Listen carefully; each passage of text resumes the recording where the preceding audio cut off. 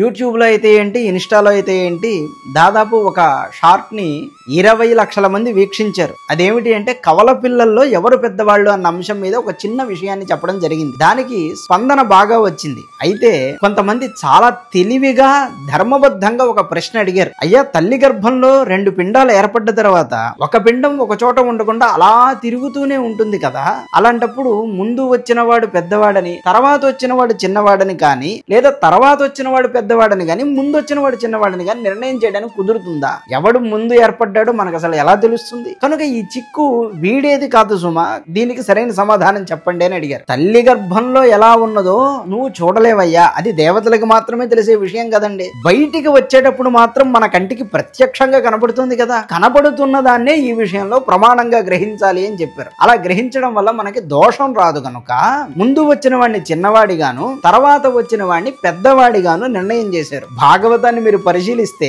హిరణ్యాక్షుడు మొదట పుట్టాడు, హిరణ్యకశిపుడు తర్వాత పుట్టాడు. కానీ స్పష్టంగా ఉంది హిరణ్యాక్షుడు తమ్ముడని, హిరణ్యకశిపుడు అన్నయ్య అని అక్కడ ఉన్నది. శ్రాద్ధ గ్రంథాదులు అంటే అంత్యేష్టి సంస్కారాలు ఇవి రాసేటువంటి వాళ్ళు దీన్ని ప్రమాణంగా తీసుకుని ఉదాహరించారు. అందులో దోషమేమీ లేదు, సప్రామాణికంగా నేను నిరూపించగలను. మీరు మనుస్మృతిని పరిశీలిస్తే మనుస్మృతిలో ఏం చెప్పాడు తెలుసా అండి? ముందు పుట్టిన వాడినే పెద్దవాడిగా తీసుకోమన్నాడు. యజ్ఞాలు చేసేటువంటి వాళ్ళైతే మొదట పుట్టిన వాడినే పెద్దవాడిగా స్వీకరించండి అన్నారు. అయితే సామాన్యులమైన మనం యజ్ఞాల జోలికి వెళ్ళం కదండి. మనం కొడుకులు ఉన్నారు అంటే ఏమని అనుకుంటాం? మనకి సరిగ్గా కర్మ చేస్తాడా లేదా అనే కదా మనం భావన చేస్తాం. అందుకోసం తర్వాత పుట్టిన వాడినే పెద్దవాడిగా తీసుకోమని చెప్పడం జరిగింది. అయితే ఇప్పుడు ముందు పుట్టిన వాడిని తీసుకోకూడదా అంటే ఇలాంటి విషయాల్ని వికల్పములు అని చెబుతారు. వికల్పము అంటే మనకి సౌకర్యం కోసం అలా అయినా గ్రహించవచ్చు, ఇలా అయినా గ్రహింపవచ్చు.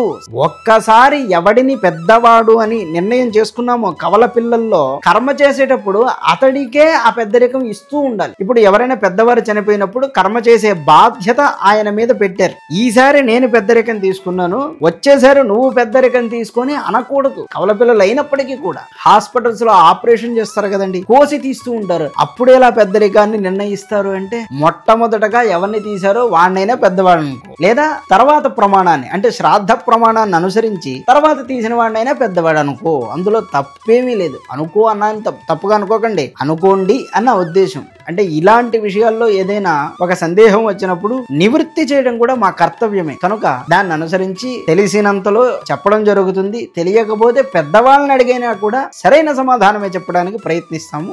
అందరి అభిమానానికి కూడా కృతజ్ఞతలు. నమస్కారం.